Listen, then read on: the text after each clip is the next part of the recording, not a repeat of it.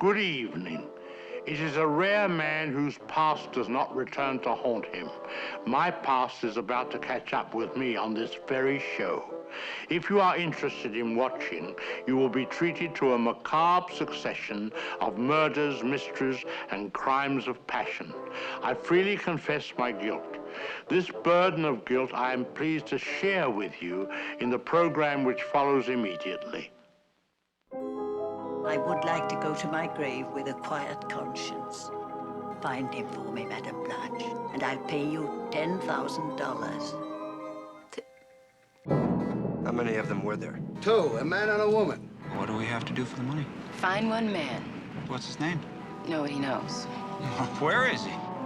Nobody knows. You know, when I was a little kid, he always made me feel like I was something evil. Look at me now. As long as you've got Victor Constantine, we can't touch you, so you might as well put that thing away. Your husband tried to kill me, and you were in on it, weren't you? I'm gonna track this guy down. And then what? This Shoebridge son. Where do I look for him? Try the Barlow Creek Cemetery. Never liked them multiple funerals. Did you find Walter? Where? Apparently they're on the trail of some spook named Eddie Shoebridge. Through psychic means, of course. Can you think of any reason why anyone would be sniffing around in your life after all these years? Can't think of any reason at all why. He's after us. What were you planning to do about him, dear? We'll have to eliminate these two ourselves. I can't. You must. Mr. Adamson?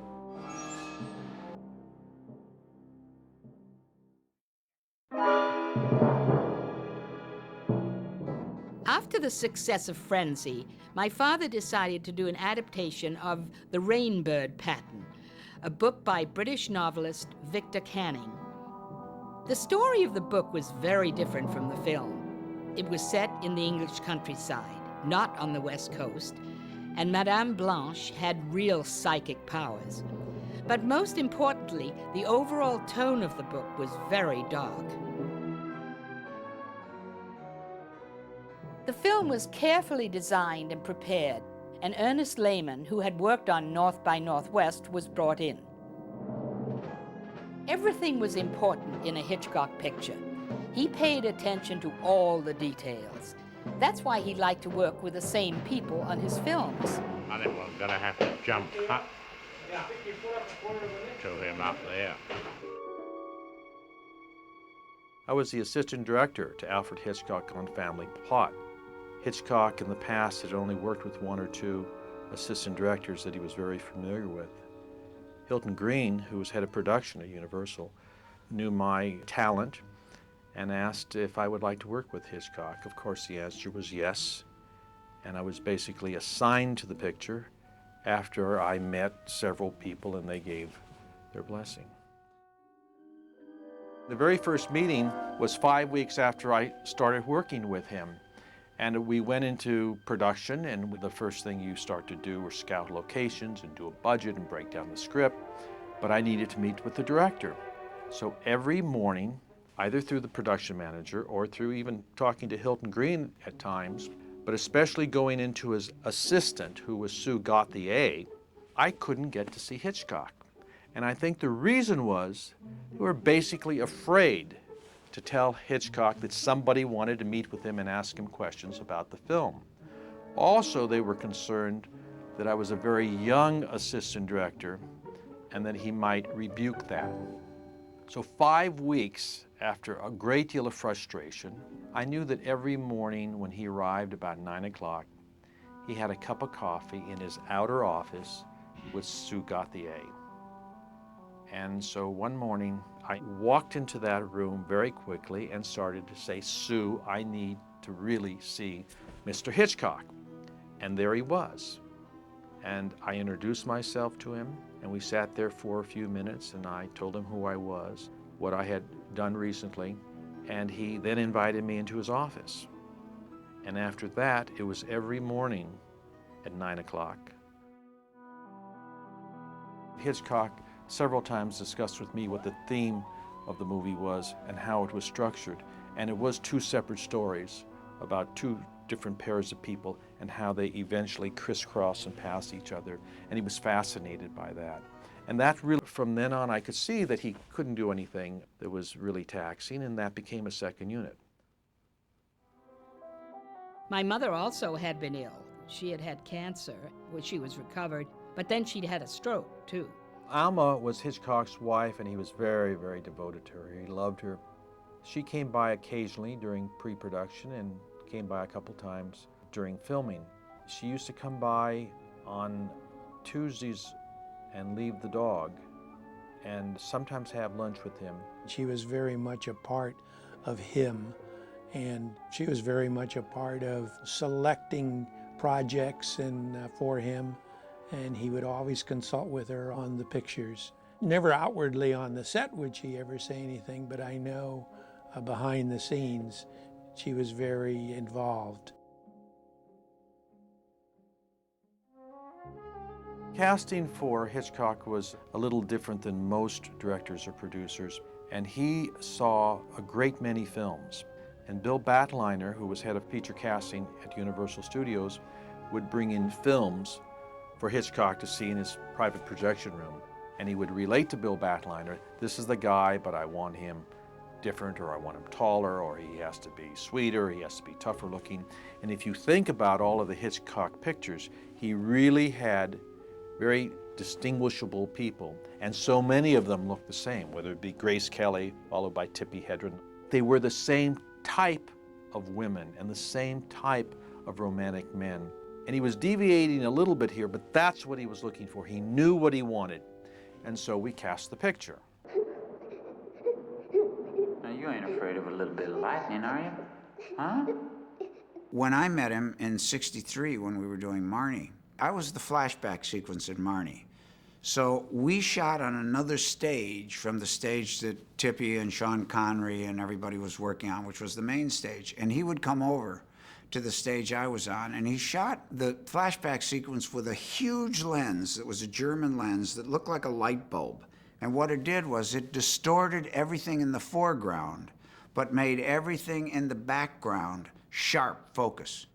And so it was neat because I had Mr. Hitchcock to myself. He had no other distractions except me, so he really took time to get to know me a little bit. And every year then, he made sure I did a guest starring appearance on Alfred Hitchcock Presents. You call me Jesse, and you say, Jesse, I'd like to know what you done to that woman. No. And 12 years went by, and he was casting Family Plot. I wasn't the first choice. I think Al Pacino was the first choice. And Mr. Hitchcock didn't like to pay actors. And he was very upset that he had to pay Julie Andrews and Paul Newman $750,000 apiece to do Torn Curtain. And he never got over that. It was about 5 days or 6 days after we were shooting with Roy Thinnes that Mr. Hitchcock found out that William Devane was available. And so he made the switch during production. Now that meant we had to go back and reshoot some of the material. I think it's always horrible when any actor is dismissed or fired. I think it's worse when you're not fired for any particular reason other than you were the second choice and the first choice is now available. I believe it was that very same evening when Hitchcock was having dinner at Jack's restaurant in San Francisco that Roy Thinnes walked up to his table and said something to the fact that you dismissed me, or why did you dismiss me, or you did wrong. And he just stared him down. And Hitchcock was speechless and in a very difficult situation and didn't like being there. And they just looked at each other for a long while, and then eventually Roy Thinnes left.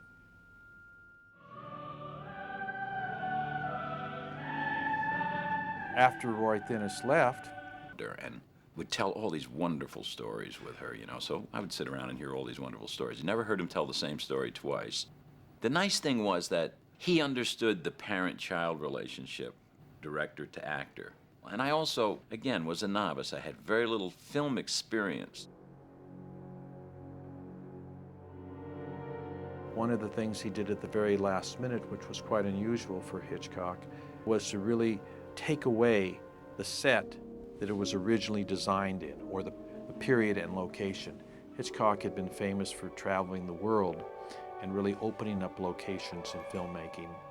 And he said to me, I want to take away anything that said Northern California. I don't want any names on police cars. I don't want names on badges. I want you to investigate every person's name in the screenplay and make sure that that person really doesn't exist. And if he does, change it. I wanted no city. And he never gave me an explanation for that. But it was a challenge to change it so it became a nondescript city. We shot in San Francisco, we shot a great deal on the stages, but it was nondescript. The first day, I was supposed to meet Mr. Hitchcock up in his office and show him the costumes. I was carrying the costume. And of course, in the 70s, you had layers. So sort of I had a big black hat on, and I had a little suit, and then under the suit was something, and under something was something else. So I met him, and I said, oh, this isn't the costume for the movie. This is just what I was wearing. He said, oh, thank God. I thought it was going to be a movie about a nightmare. I grew up watching him on television, introducing his television show every week. And the first day I went to the set, they were shooting blue screen, and of course I came out of the theater, so I had not done any movies.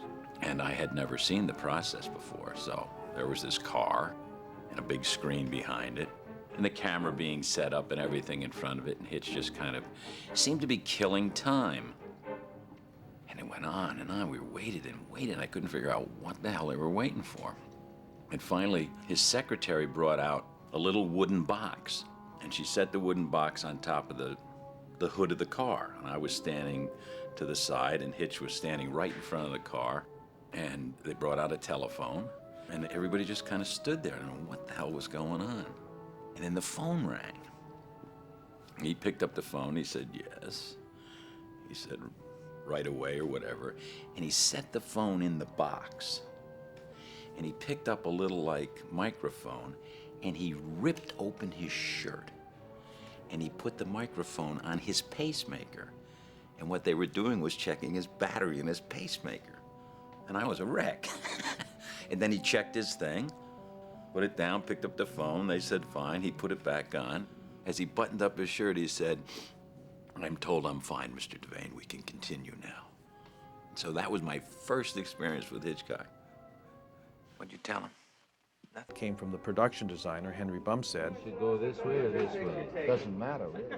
But Hitchcock personally would do some of the storyboards, and then he commissioned Tommy Wright to do a number of the storyboards for him, and he would meet with Tommy and tell him exactly how he saw it. He'd look at those drawings and make adjustments. To pre-edit a scene and then shoot it the way you want to edit it, and then edit it, is insane, because it's not possible. You'll never get a good scene that way. But Hitchcock got a great scene every time. What's exceptional really isn't that he was so adamant and such a perfectionist. What's amazing is that it worked. Usually you have in your mind a notion of how this scene is going to look, how it's going to run, how it's going to feel, and then you put it there like you imagine. It doesn't work. So you have to re-edit, and then you have to re-edit that, then you have to re-edit that. But what he did was almost supernatural when you think about it. He pre-thought it so thoroughly and with such an accurate imagination that when you cut it, it worked just the way he thought it would every time, every scene, every movie. Hitchcock used to tell me and show me films and explain his theory in chases. And one of those theories is, if you're in a vehicle or in a train with your actors and the camera is inside, you shoot everything inside that train.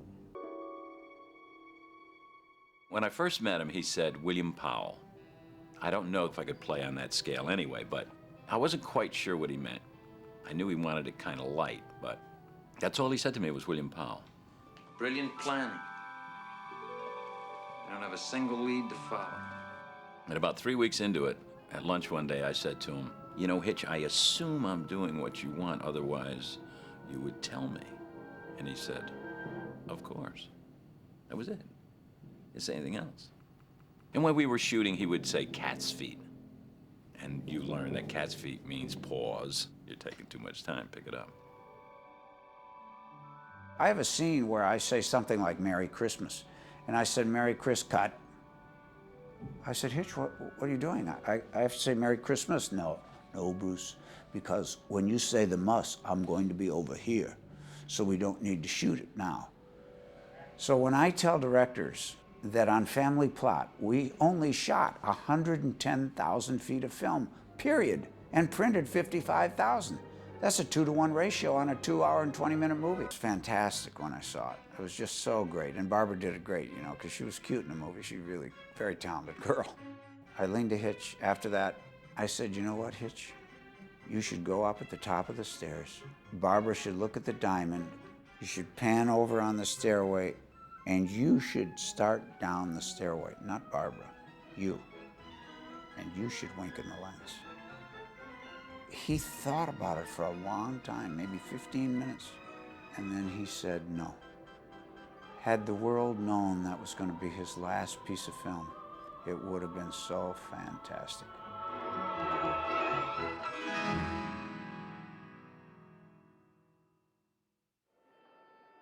Hitchcock had used Bernard Herrmann in many of his films to write great music, and I think if you look back on Hitchcock films, music is certainly a very key ingredient.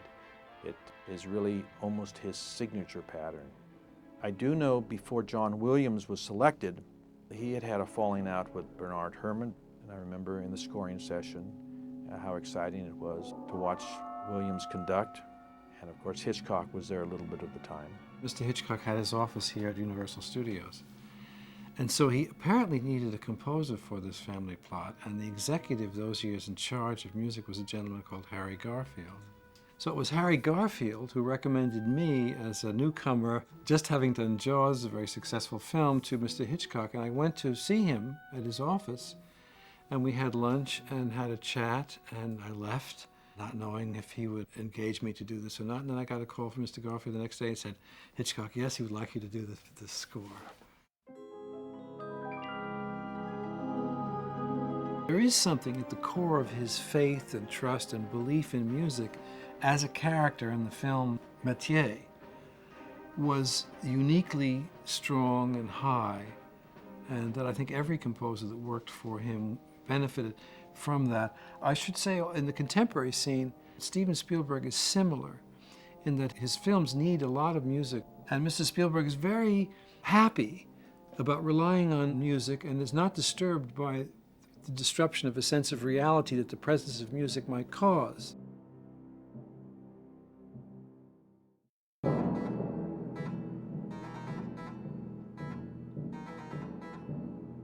I remember one day very distinctly, Hitchcock said to me at one of our several lunches, he said, you know, what I'm serious about is the film industry. And the film industry means to me, he said, I come in at 6 in the morning and I see the workers coming in with their lunch pails and their this and their that and their umbrellas, lining up going into the studios. And he said, that's my responsibility, to keep that going. My responsibility that I feel, said he, was to these people who work in the studios. And he was obviously quite serious about that aspect of his position, that he as a creative artist created opportunities which gave people their means of livelihood. So yes, he was funny, but he was also serious in surprising ways. After Family Plot, there was a discussion on his next project. He'd always have one in the wings, and there was a book that he liked called The Short Night. And I got involved in that much more than I had in the last few pictures of his. He was all set to go on the project, and it was going to be a great project, but I was very disappointed that he couldn't go on.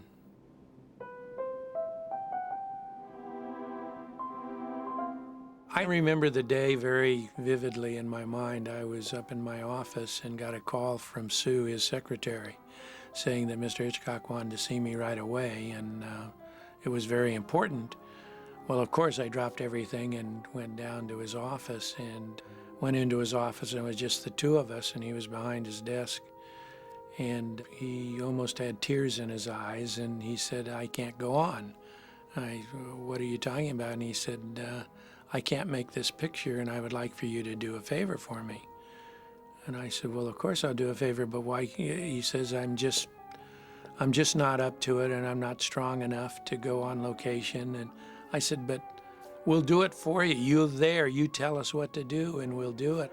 And he said, no, I'm never going to make a movie again. And he said, I want you to call Mr. Wasserman and let him know I can't face him. And I'll never forget that. I went and called Mr. Wasserman and went up and talked to him and told him that Mr. Hitchcock was retiring. And it was a horrible, horrible moment for me. And it was really tough on Mr. Wasserman, too.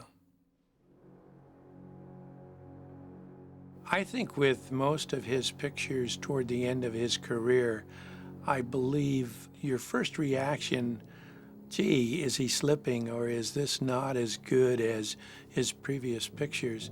You go back to the 50s of his classic To Catch a Thief and Vertigo and Rear Window and in North by Northwest.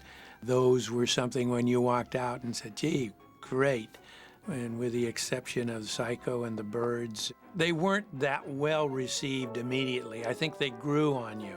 And I think Family Plot was one of those pictures where you come out and, yeah, it's okay. And then you start thinking about it, thinking, gee, it did have this. And then you go back and see it a second time, and you start getting the Hitchcock elements that didn't jump out at you the first time.